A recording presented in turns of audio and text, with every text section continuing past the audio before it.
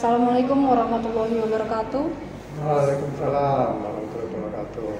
Seperti kita ketahui, kita sudah hidup lebih dari 1,5 tahun di tengah pandemi COVID-19, dan tentunya hal ini berdampak terhadap salah satu sektor, yaitu sektor pariwisata, khususnya perhotelan dan juga restoran.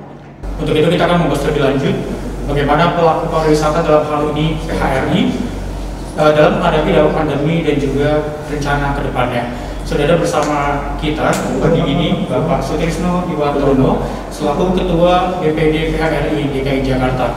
Selamat pagi Pak Iwan, apa kabar Pak? Baik, Assalamualaikum warahmatullahi wabarakatuh. Pak Iwan, terkait dengan strategi pariwisata dan juga kita berharap Pak ya, pariwisata ke depan akan bangkit. Apa saja partisipasi yang sudah dilakukan oleh PHRI terhadap dunia perhotelan dan juga restoran? Kalau PHRI tentu pertama sejak awal pandemi ya, ketika masih belum ada protokol kesehatan, kita sudah menyiapkan dan bersama-sama dengan DKI pusat ya, kita susun, kemudian kita segera sosialisasikan kepada anggota ya. Baik. Nah kemudian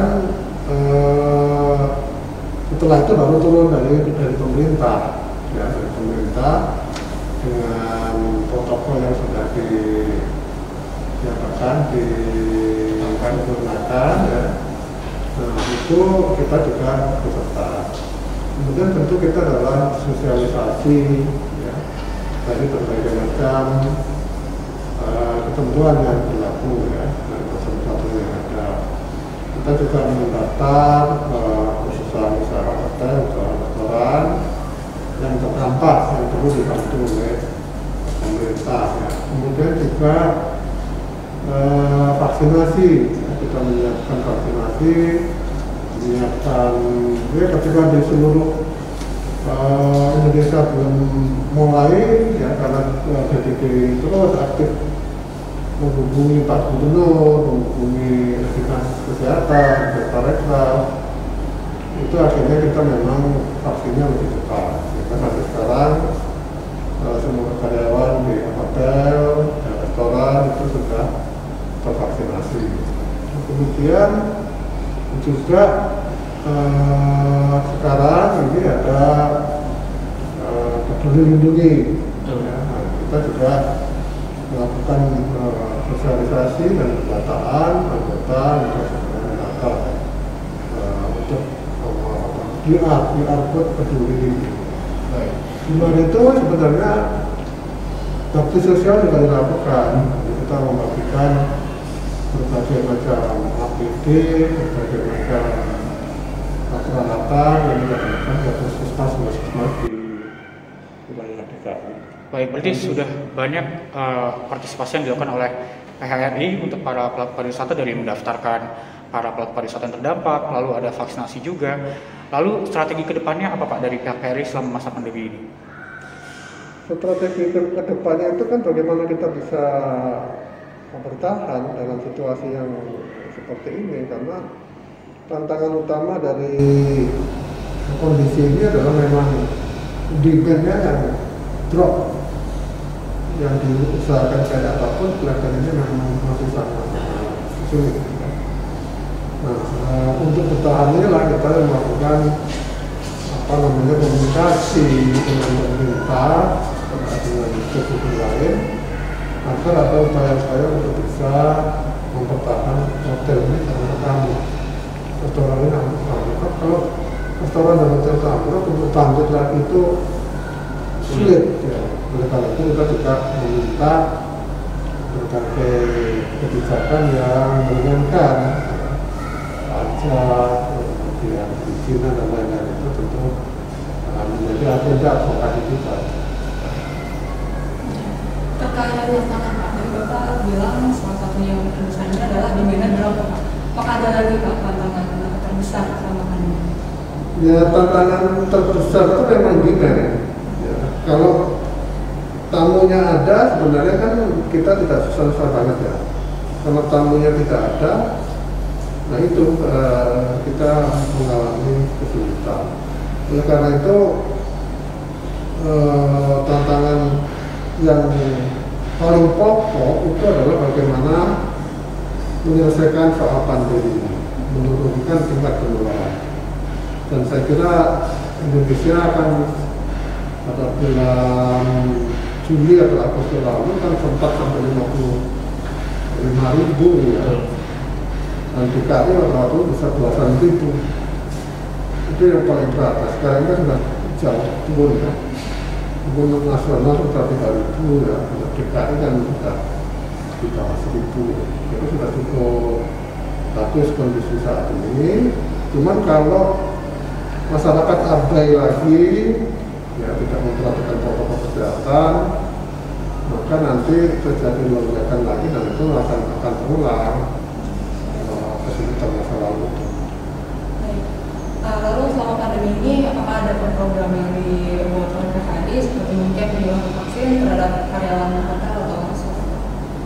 Ya, programnya adalah tadi untuk vaksinasi dan untuk melindungi, terus untuk advokasi, dan membangkitkan juga pariwisata kalau orang mau datang ke DKI.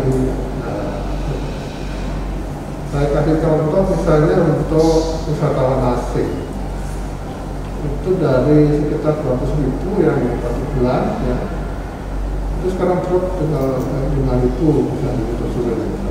Jadi angkanya itu mengalami penurunan sampai 95%. Itu sungguh-sungguh tantangan yang besar, sehingga meyakinkan lagi bahwa Jakarta aman, Indonesia aman, itu adalah hal yang utama. Nah, kalau kita kayak apapun ditolong, kalau tamunya nggak ada, demandnya nggak ada, nggak bisa datang, bagaimana? Baik, lalu tadi terkait dengan kebijakan tadi Pak Iwan juga mungkin sudah sempat menyebutkan, kita tahu bahwa kebijakan di dunia pariwisata ini sudah banyak dilakukan oleh pemerintah pusat maupun pemerintah provinsi DKI Jakarta, Pak. Tadi Pak Iwan juga menyebutkan bahwa ada keringanan pajak dan lain-lainnya. Sebenarnya apa keinginan dan harapan dari pihak PHRI terhadap kebijakan untuk dunia pariwisata ke depannya, Pak? Nah, pajak ini kan baru keinginan kita, tapi kan belum realisasi. Betul. Kita minta PD satunya untuk diturunkan, tapi sampai sekarang kan belum. Itu yang sebenarnya kita inginkan ya. Jadi atau upaya-upaya kalau tidak bisa membantu meningkatkan demand, tolong bantu untuk menurunkan biaya. Kan gitu. Karena kalau orang bisnis itu mau hidup itu kan satu, income-nya ada. Ya kan? Menurunkan bahasa mau kayak apapun juga susah. Kedua, biaya ini diturunkan supaya bisa itu. Nah, biaya ini yang ada yang di luar kemampuan dari pelaku usaha kan, misalnya listrik gitu kan. Tarif listrik ini kan belum turun juga harganya. Itulah yang kita harapkan dari pemerintah mau pusat maupun daerah untuk membantu meringankan beban biaya sehingga pelaku usaha bisa tahan. Baik, Pak Iwan, sebenarnya selama masa pandemi ini siapa yang lebih terdampak, Pak? Apakah perhotelan atau restoran? Itu hotel ya, karena kalau dua-duanya terdampak, tapi yang paling parah itu hotel. Karena kalau restoran itu misalnya sekarang kan sudah mulai dibuka ya. Dan restoran itu pada umumnya pengunjungnya kan orang DKI, ya kan? Nah, pengunjung orang DKI umumnya vaksinasinya sudah jauh lebih maju dibandingkan daerah lain. Sedangkan kalau hotel itu pengunjungnya kebanyakan bukan orang DKI, ngapain orang DKI benar-benar kan? Dari luar kota kan? Nah, mereka umumnya tingkat vaksinasinya belum setinggi DKI. Sehingga ketika dia mau masuk ke sini kena filter duluan. Dan itu hotelnya tentu jauh lebih sulit lah dibandingkan restoran. Walaupun dua-duanya juga sulit. Pak Iwan, seperti kita tahu kan pemerintah ini telah memberikan berbagai bantuan kepada restoran atau hotel serta pariwisata, dan bagaimana pandangan Bapak terkait bantuan tersebut? Ya berbagai sih, enggak ya, dulu pernah ada hibah sekali pada waktu itu Ya lumayan ya, tapi tidak bisa menolong, masih jauh dari kondisi ya. Tapi ya tentu kita paham bahwa pemerintah pun kemampuannya terbatas kan. Pendanaan pemerintah pusat untuk stimulus ini kan baru sekitar 4% dari total GDP, sedangkan negara lain itu sudah 20%. Jadi memang masih kecil, tapi ya karena memang kemampuan keuangan pemerintah kan terbatas ya. Jadi kita memaklumi aja gitu. Yang pada dasarnya kan usaha itu kan tidak bisa kita titip-titipkan kepada siapa, jadi kita pada akhirnya harus kembali ke diri sendiri bagaimana untuk bisa hidup. Kita menggunakan bantuan dari pemerintah saja. Ya sudah nanti kita kalau mengharapkan itu entah kapan tibanya kan gitu ya.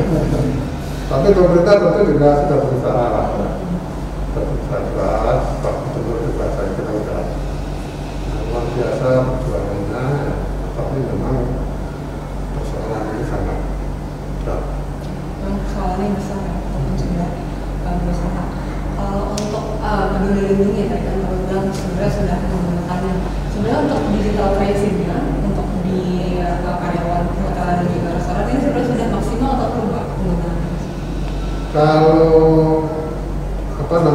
untuk karyawan hotel dan restoran itu sudah semuanya sudah vaksin ya. Semuanya sudah terpakai. Dan pengunjungnya pun juga Jakarta misalnya kan sebagian besar divaksin oleh Jakarta. Dan orang yang mau masuk ke Jakarta ini kan sudah difilter juga. Kan terbang dari Surabaya mau ke Jakarta kan tidak mungkin bisa terbang di sana kalau tadi filter dulu dengan vaksin itu. Jadi seperti itu, cuma memang QR code peduli lindungi ini kan masih ada hambatan. Hambatannya ya, pertama pengunjung itu kan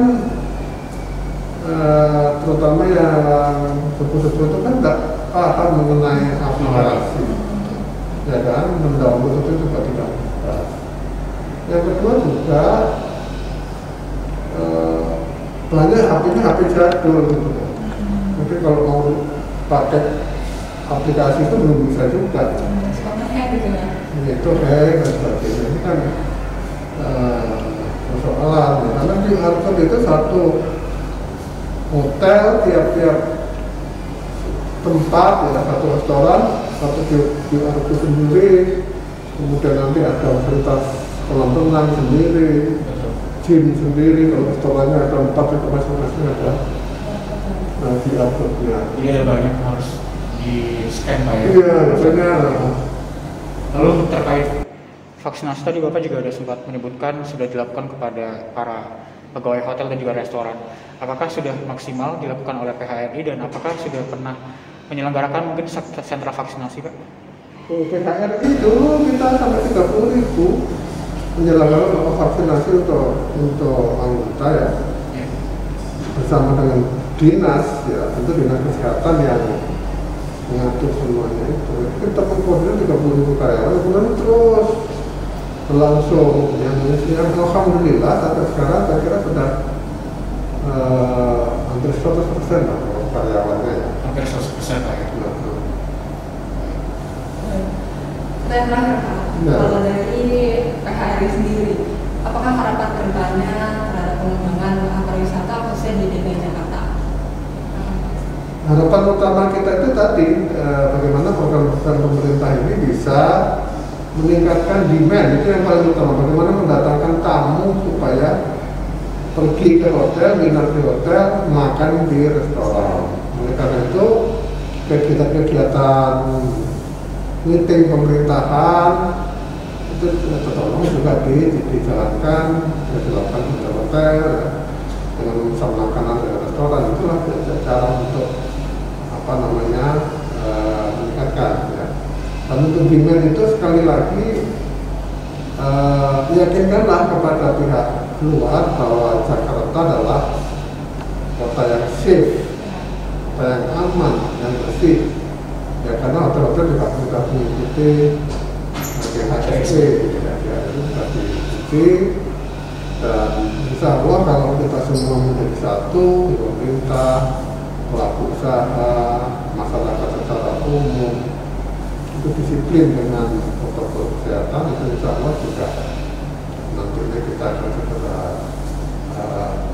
menuju new normal, ya, normal yang baru, yang itu tidak akan sama dengan masalah ini.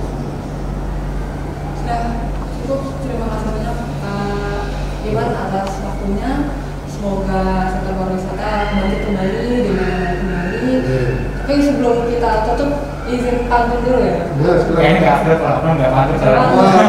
Kita tutup pantun dulu. Boleh ya? Oke. Pergi ke pasar, belikan patin. Cakep. Pulangnya barang Bang Jalu. Di tengah pandemi COVID-19, pariwisata DKI Jakarta jaya selalu. Wassalamualaikum warahmatullahi wabarakatuh. Salam. Terima kasih Pak.